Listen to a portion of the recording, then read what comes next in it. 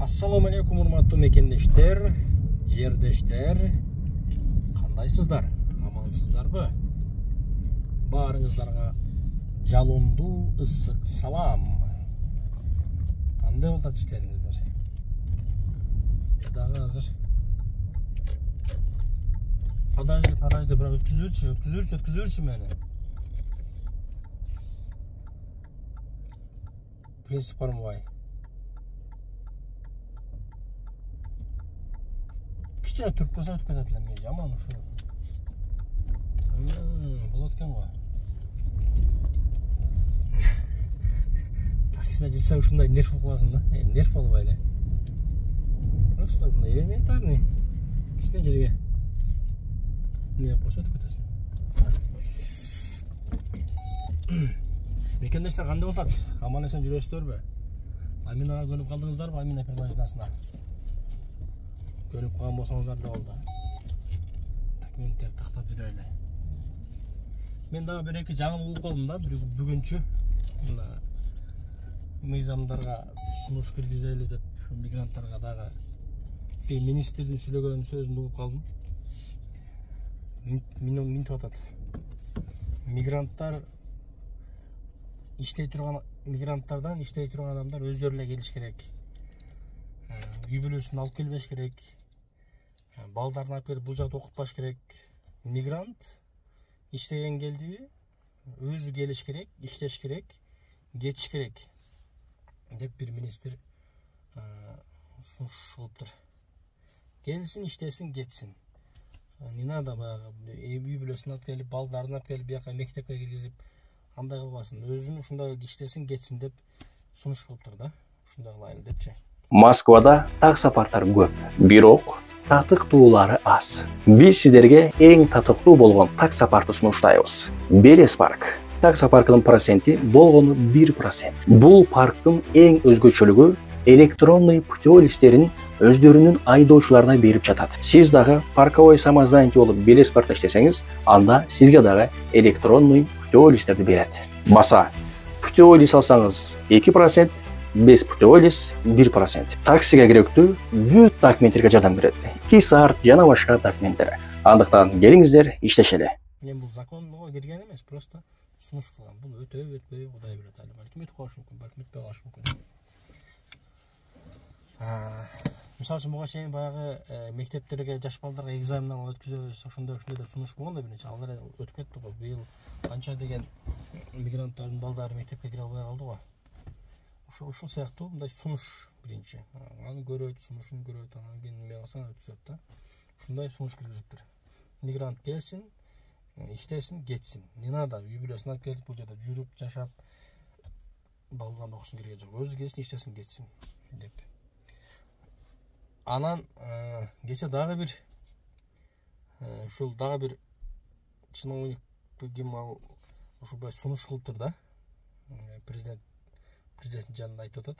По оценкам различных экспертов, мигранты недоплачивают наш бюджет от 500 миллиардов рублей. Это много. Там есть даже оценки Совета по правам человека до триллиона. Я думаю, что здесь можно посмотреть объем денег, которые они переводят за границу, объем денег, которые сейчас уплачиваются налоги. Это цифры не совпадающие. Поэтому у нас есть предложение запретить мигрантам переводить за рубеж больше своей официальной, размера своей официальной зарплаты. Вот предприниматели, если что, сразу блокируют по 115 федеральному закону. А мигрант в конверте деньги получил и домой перевел, и это недопустимо. Мы предлагаем привязать мигрант ID, цифровой профиль иностранного гражданина, к приложениям всех банков. Там должно быть указано официальное место работы и сумма зарплаты. И это максимальная сумма, которую можно переводить за границу. Если поступление превышает 50 тысяч рублей в месяц, а налог не уплачен, банк замораживает счет и проверяет, откуда взялись деньги. Если это нелегальный доход, мигрант заплатит налог и штраф. При повторном нарушении нужно делать депортацию. Бул да бир сунуш да, бул законго кирилип жөнүндө сунуш кылат. Мигранттардын ошол өздөрүнүн мекенине акча которууларын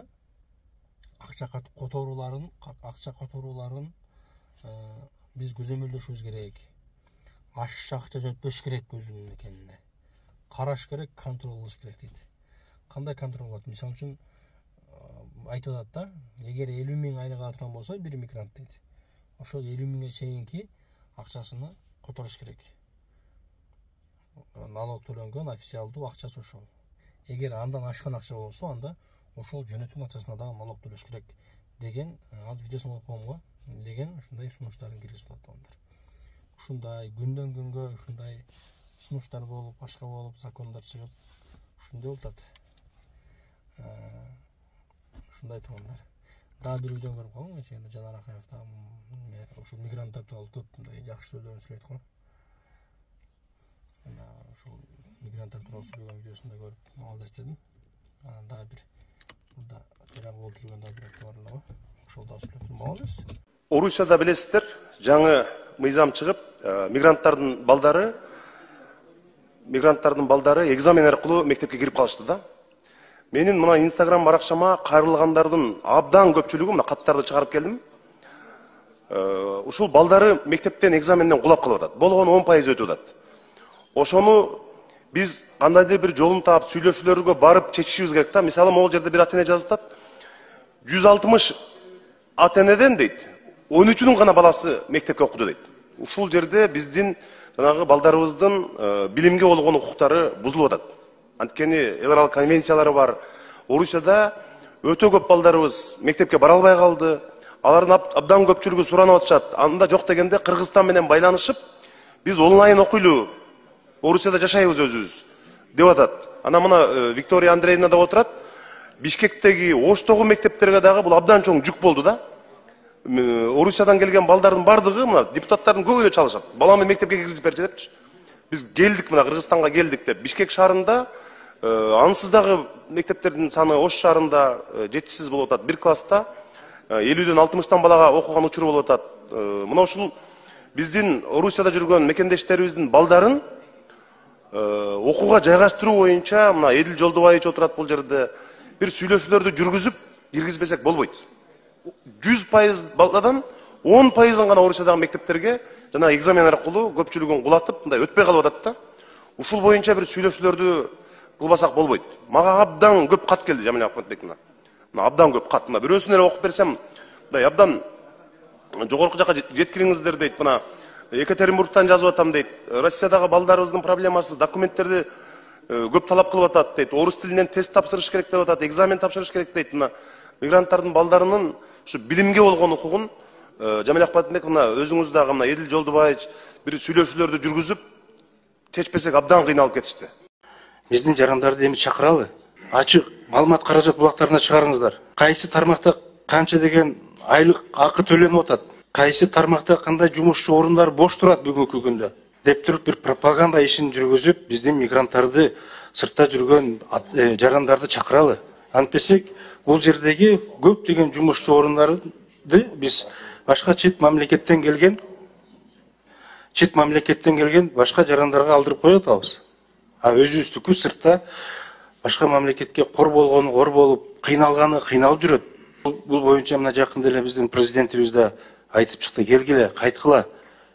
Жумуш бар деп кайрылды биздин сырттагы жарандарга. Ошону мына сиздер ишти алып барышыңыздар керек деп ойлойм да, пропаганда иши менен. Ушу жогорку кеңеште дагы ушу мигранттар маселеси көбүрөөк көтөрүлүп, ошо бул жактагы мигранттарга кичине мындай поддержкадан берип турса жакшы болот да. Так жакшы, Кудайга шүгүр.